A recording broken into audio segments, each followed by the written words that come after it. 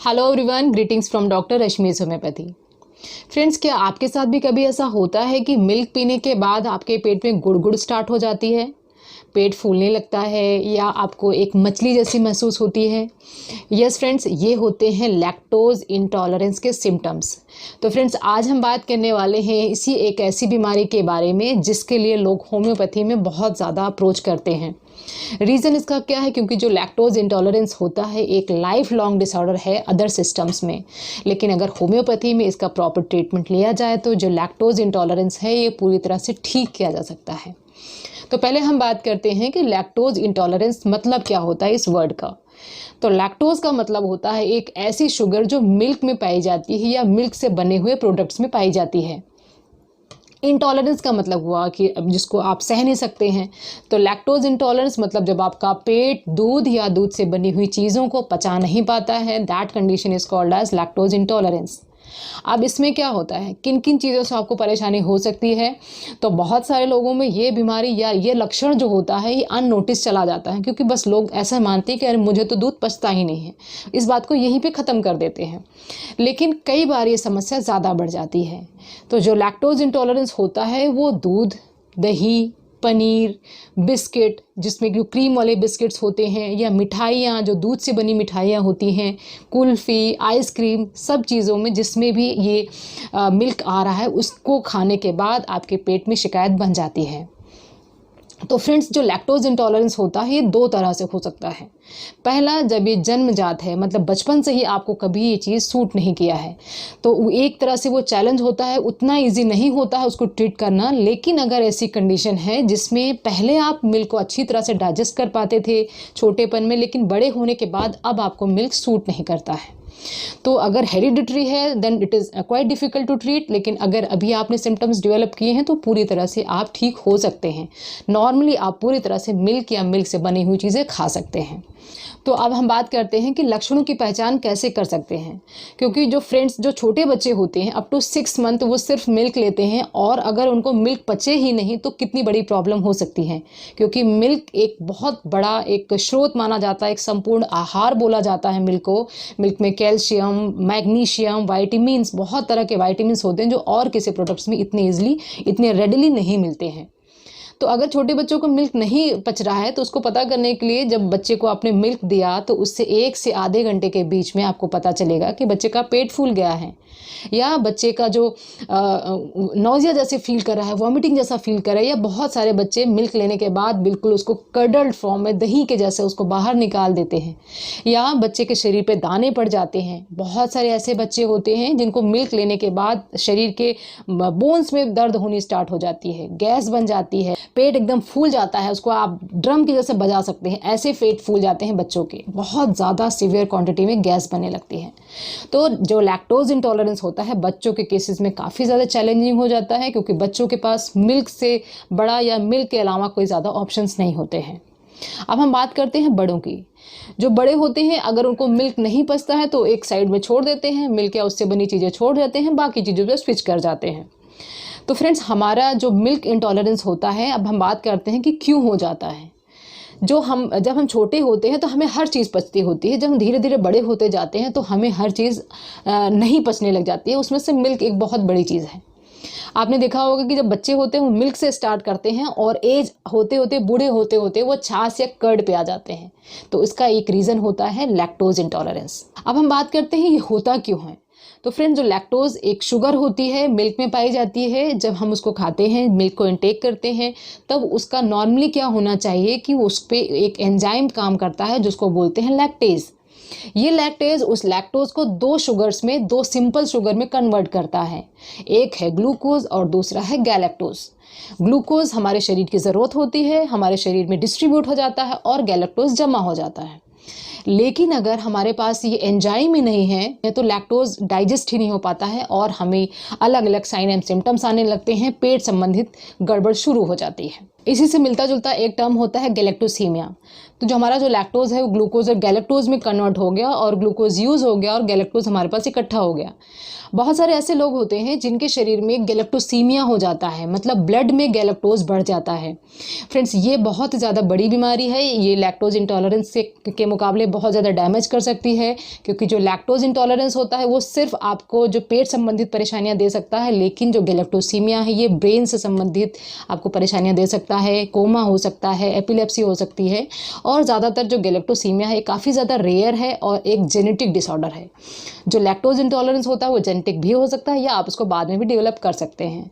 तो अगर आपको लैक्टोज इंटॉलरेंस है तो क्या होगा, जो आपने लैक्टोज शुगर लिया वो आपके स्मॉल इंटेस्टाइन के बैक्टीरियाज उसके ऊपर अटैक कर देंगे और बैक्टीरियाज उसको फैटी एसिड, कार्बन डाइऑक्साइड और हाइड्रोजन में कन्वर्ट कर देंगे। तो आपको ग्लूकोज नहीं मिला, आपको क्या मिला, आपको फैटी एसिड्स मिल गया, मिल्क लेने के बाद आपको कार्बन डाइऑक्साइड यानी जो गैस बनती है पेट में वो मिल गई और साथ के साथ आपको हाइड्रोजन मिल गया।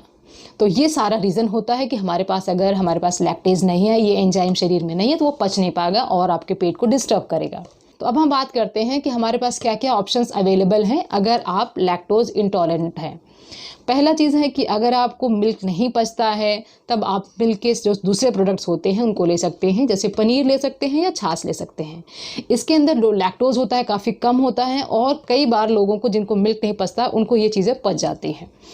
दूसरी चीज़ की बात करते हैं तो अगर आपको लैक्टोज इंटॉलरेंस है तो आप फैट वाली चीज़ें लें। ज़्यादातर जो क्रीम वाले मिल्क होते हैं, फुल फैट मिल्क होते हैं, वो आपको लेना है, क्योंकि इसमें जो फैटी एसिड्स होता है ये आपको लैक्टोज को पचाने में हेल्प करता है। इसके अलावा आपके पास ऑप्शन है कि आपको ऐसे मिल्क आते हैं जो लैक्टोज फ्री मिल्क आते हैं। जैसे जैसे अब ये बीमारी बहुत तेज़ी से बढ़ रही है, बहुत सारे लोग लैक्टोज इंटॉलरेंस होते जा रहे हैं, लाइफस्टाइल डिसऑर्डर्स कह लीजिए या खान पान कह लीजिए, जो भी आप कह लीजिए। तो अब इसी के लिए आप दूसरे टाइप का मिल्क आने लग गया है जिसको बोलते हैं लैक्टोज फ्री मिल्क।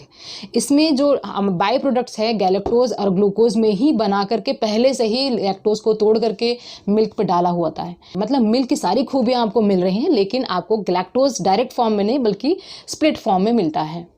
इसके अलावा आपको प्रोबायोटिक्स लेने चाहिए। प्रोबायोटिक्स में हेल्दी बैक्टीरियाज होते हैं जो आपकी जो स्मॉल इंटेस्टाइन, उसका गट के जो इंटेस्टाइन है उसको फ्लोरा को इन्हांस करते हैं और डाइजेशन में हेल्प करते हैं। इसके अलावा अगर आपको मिल्क डायरेक्टली डाइजेस्ट नहीं होता है तब आप क्या कर सकते हैं, तो इसके लिए भी बहुत अच्छे ऑप्शंस हैं। आप मिल्क में हल्दी मिलाकर ले सकते हैं या दालचीनी का पाउडर मिलाकर ले सकते हैं। तो ऐसा भी देखा जाता है कि जिनको डायरेक्ट मिल्क नहीं सूट करता है वो अगर इस फॉर्म में मिल्क को लेते हैं तब उनको अच्छा सूट कर सकता है। या फ्रेंड्स, इसके अलावा आपके पास एक और ऑप्शन है, आप गोट मिल्क ले सकते हैं। जो गोट मिल्क होता है लैक्टोज में कम होता है, लेकिन बाकी जितनी क्वालिटीज़ होती हैं, कैल्शियम, मैग्नीशियम, मल्टीविटामिन, सब चीज़ से फुलफिल्ड होती हैं। तो ऐसा भी बोला जाता है कि जो गोट का मिल्क होता है काफ़ी ज़्यादा हेल्दी होता है, तो आप उसको भी ले सकते हैं, उससे आपको परेशानियाँ इतनी नहीं होंगी। इसके अलावा कैल्शियम फोर्टिफाइड जूसेस होते हैं, स्पेशल जूसेस होते हैं जिसमें कैल्शियम बहुत अच्छी क्वांटिटी में डाला गया होता है। क्योंकि आप मिल्क नहीं ले पा रहे हैं, आपकी बॉडी को कैल्शियम नहीं मिल रही है, तो आप इन जूसेस को लेकर कैल्शियम की क्वांटिटी या कैल्शियम की इनटेक को पूरा कर सकते हैं। तो ये कुछ ऑप्शंस हैं जिसको आप कर सकते हैं अगर आप मिल्क इंटॉलरेंट हैं।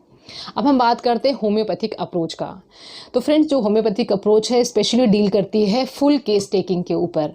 तो अगर ज़्यादातर केसेस में छोटे बच्चे होते हैं जिनको मिल्क नहीं पचता है, तो अगर छोटे बच्चे हैं उनका केस टेकिंग करना होता है तो सबसे पहले हम मदर से बात करते हैं, उनसे पूरी डिटेल्स लेते हैं कि बच्चे को मिल्क क्यों नहीं डाइजेस्ट होता है या कब से शुरू हुआ ये मिल्क नहीं डाइजेस्ट होने वाली प्रॉब्लम, मदर को भी मिल्क नहीं डाइजेस्ट होता है क्या, या जब बच्चा पेट में था तो माँ को क्या क्या परेशानियाँ हुई थी। सारी केस टेकिंग के बाद हम जो मेडिसिन प्रिस्क्राइब करते हैं उससे बहुत अच्छे रिजल्ट्स आते हैं। अब हम बात कर लेते हैं कुछ फ्रीक्वेंटली प्रिस्क्राइब्ड होम्योपैथिक मेडिसिन जो मिल्क इंटॉलरेंस या लैक्टोज इंटॉलरेंस के केसेस में दी जा सकती है। तो सबसे इंपॉर्टेंट मेडिसिन है एथ्यूजासाइनेपियम।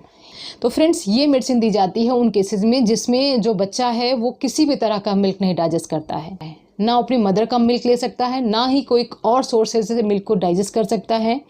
मिल्क लेने के थोड़ी देर बाद ही उसके पेट में गुड़गुड़ स्टार्ट हो जाती है और वो पूरा का पूरा जो मिल्क होता है वो कर्डल्ड फॉर्म में निकाल देता है, मतलब दही जैसा निकाल देता है। ऐसे केसेस में हम एथ्यूजासाइनेपियम दे सकते हैं।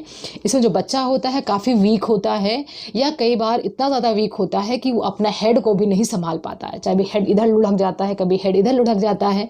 काफ़ी ज़्यादा वीक बच्चे होते हैं और मिल्क नहीं डाइजेस्ट कर पाते हैं। ऐसे केसेस में एथ्यूजासाइनेपियम दी जा सकती है। नेक्स्ट मेडिसिन आती है हमारे मैगकार्ब। मैगकार्ब भी एक ऐसी मेडिसिन है जो बहुत अच्छा काम करती है मिल्क इंटॉलरेंस के केसेस में। इसमें जो बच्चा होता है उसकी जो स्मेल होती है वो भी बहुत सार होती है, बच्चे से खट्टी खट्टी से स्मेल आती है और बच्चे का जो पेट होता है इतना ज़्यादा कॉन्स्टिपेटेड होता है कि बहुत मुश्किल से वो स्टूल पास कर पाता है। जैसे शीप के डंक होते हैं वैसे stool, hard stool, ball like stools pass करते हैं और वे भी मिल्क बिल्कुल डाइजेस्ट नहीं कर पाते। ऐसे केसेस अगर मिलते हैं तो उसमें मैक्राब ली जा सकती है। फ्रेंड्स, नेक्स्ट मेडिसिन आती है नट्रम कार्ब। नट्रम कार्ब के ऊपर मेरा सेपरेट वीडियो है जिसमें मैंने फुली एक्सप्लेन किया है नट्रम कार्ब के साइन एंड सिम्टम्स के बारे में। और यहाँ पे मैं बताना चाहती हूँ कि नट्रम कार्ब मिल्क इंटॉलरेंस के केसेस में कैसे काम करती है। मिल्क इंटॉलरेंस के केसेस में ये अच्छा काम करती है, स्पेशली एडल्ट्स के केसेस में, बड़ों के केसेस में, जिसमें इसमें वॉमिटिंग नहीं होती है लेकिन पेट खराब हो जाता है, लूज मोशन स्टार्ट हो जाता है मिल्क लेने के बाद, और इसमें वीकनेस बहुत ज़्यादा होती है। स्पेशली अगर धूप में निकल जाता है पेशेंट तो उसको बिल्कुल ऐसा लगता है शरीर से सारी एनर्जी चली गई, बाहर चली गई। ऐसे सिम्टम्स अगर मिलते हैं तो उसमें नट्रम कार्ब ली जा सकती है। और नेक्स्ट मेडिसिन की बात करते हैं, और नेक्स्ट मेडिसिन आती है लैक डिफ्लोरेटम। तो लैक डिफ्लोरेटम कब लेनी है? जब आपने मिल्क लिया, मिल्क लेने के बाद आपको ऐसा लगता है कि एक गैस का गोला है जो पेट में बन गया है और ऊपर की तरफ आ रहा है, गले में फंस रहा है, गले में ऐसे कुछ सफोकेशन जैसा फील हो रहा है। लैक डिफ्लोरेटम उन केसेस में काम करती है। ये उन केसेस में भी बहुत अच्छा काम करती है जिसमें प्रेगनेंसी के दौरान मिल्क नहीं पच रहा है। पेशेंट प्रेगनेंसी से पहले अच्छे से मिल्क लेता था, जब से प्रेगनेंसी हुई है तब से मिल्क नहीं ले पा रहा है। और क्योंकि प्रेगनेंसी में मिल्क लेना बहुत ज़्यादा इंपॉर्टेंट होता है, क्योंकि अपने साथ साथ बच्चे का भी नरिशमेंट आपको देखना होता है, तो उन केसेस में लैक डिफ्लोरेटम दी जा सकती है। लास्ट मेडिसिन की बात करते हैं। आज की लास्ट मेडिसिन है लैक्टिक एसिड। तो ये इंपॉर्टेंट मेडिसिन है जिसमें ब्रेकफास्ट लेने के बाद, ब्रेकफास्ट में अगर आपने मिल्क ले लिया तो मिल्क लेने के बाद आपको लगातार वॉमिटिंग सा फील होता रहेगा। और वॉमिटिंग बहुत तेज़ नहीं आएगी, बहुत वायलेंट नहीं आएगी, लेकिन लगातार मन करता रहेगा कि वॉमिटिंग करे। और पेट में एक स्टोन जैसा फीलिंग आएगा, लगता है जैसे कोई पत्थर रख दिया है। कुछ लोग पेशेंट आके बताते हैं कि मैम जब मैं मिल्क लेता हूँ तो पेट में ऐसा लगता है जैसे बहुत भार सा पड़ जाता है, एक जगह पे एक हिलता ही नहीं वो पेट। तो ऐसे केसेस में लैक्टिक एसिड दी जा सकती है। तो ये 4-5 मेडिसिन जो बहुत ज़्यादा इंडिकेटेड होती हैं लैक्टोज इंटॉलरेंस के केसेस में। और सबसे इंपॉर्टेंट बात यह है कि ये मेडिसिन सिर्फ सिम्प्टोमेटिक बेसिस पे ली जानी चाहिए। जब हम पेशेंट का फुल केस टेकिंग करते हैं, सारी डिटेल्स लेते हैं, उसके अकॉर्डिंग अगर हम प्रेस्क्राइब करते हैं तो लैक्टोज इंटॉलरेंस को पूरी तरह से ठीक किया जा सकता है। तो इसके अलावा एक इन्फॉर्मेशन जो आपके साथ शेयर करना चाहती हूँ, ये नई रिसर्च से पाया गया है कि जिन लोगों को लैक्टोज इंटॉलरेंस होता है वो एक्चुअली बहुत नॉर्मल है। लैक्टोज इंटॉलरेंट बड़े होने पे होना एक बहुत बड़ी बात नहीं है, क्योंकि हमारे शरीर में जो लैक्टेज एंजाइम होता है एक लिमिटेड क्वांटिटी में होता है। जैसे जैसे हम मिल्क लेते रहते हैं वो एंजाइम खत्म होता रहता है और बड़े होने के बाद एक लेवल के बाद वो एंजाइम खत्म हो जाता है। तो अगर आपको लैक्टेज इंटॉलरेंस हो रहा है तो ये बहुत नॉर्मल सी बात है, और उनके लिए बहुत अच्छी बात है जिनको लैक्टोज इंटॉलरेंस नहीं हो रहा है। तो अगर आपको प्रॉब्लम हो रही है इसका मतलब ये नहीं है कि आपको बीमारी है, बल्कि एक नॉर्मल प्रोसेस है वो। तो फ्रेंड्स, अगर आपको लैक्टोज इंटॉलरेंस है तो होम्योपैथी में बहुत अच्छे ऑप्शंस हैं, आप होम्योपैथी में ज़रूर आएँ और अपने लैक्टोज इंटॉलरेंस से पूरी तरह से आज़ादी पाएँ, और जैसे कि आपके शरीर को मिल्क से जितने भी नरिशमेंट मिलते हैं वो आपको मिल पाएँ। तो फ्रेंड्स, आई होप कि जो भी इन्फॉर्मेशन मैंने इस टॉपिक पे आपसे शेयर किया आपको पसंद आई होगी। अगर आपको कोई भी डाउट्स रहते हो आप कमेंट बॉक्स में ले सकते हैं, मैं उसका ट्राई करूँगी कि हर एक क्वेरी का रिप्लाई कर पाऊँ। अगर आप मुझसे डायरेक्टली बात करना चाहते हैं, अपनी कोई प्रॉब्लम मुझसे डिस्कस करना चाहते हैं तो कॉल मी फॉर ऐप पे बात कर सकते हैं, या पर्सनल कंसल्टेशन लेना चाहते हैं तो दिए गए नंबर पर आप अपॉइंटमेंट बुक कर सकते हैं। ये मेरी क्लिनिक का व्हाट्सएप नंबर है। तो फ्रेंड्स, अगर आपको इन्फॉर्मेशन जो मैंने आपके साथ शेयर किया आपको पसंद आई हो तो वीडियो को लाइक ज़रूर करें, अपने फ्रेंड्स और फैमिली के साथ भी शेयर करें। अगर आप मेरे चैनल पर नए हैं तो चैनल को सब्सक्राइब ज़रूर कर लें और नोटिफिकेशन आइकन को भी प्रेस कर दें, जैसे कि कोई भी वीडियो अगर पब्लिश होती है तो सबसे पहले आपको इसका नोटिफिकेशन मिल जाए। Wishing a very good health. Thanks for watching.